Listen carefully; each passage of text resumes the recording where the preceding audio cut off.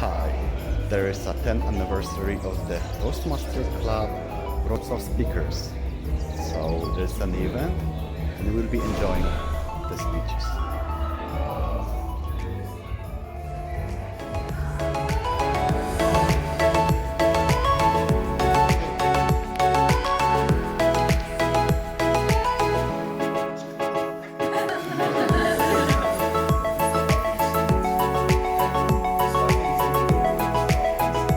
We are after speeches of Kasia, Kama, and after a great session with Cyril Junior D.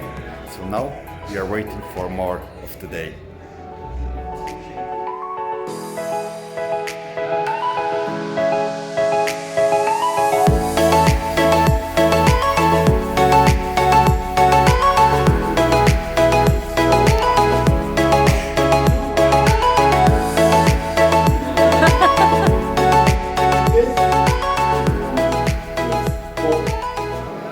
After the speeches was really amazing day, really energetic, powerful, and looking forward to see more initiative with guys from WrocLove Speakers.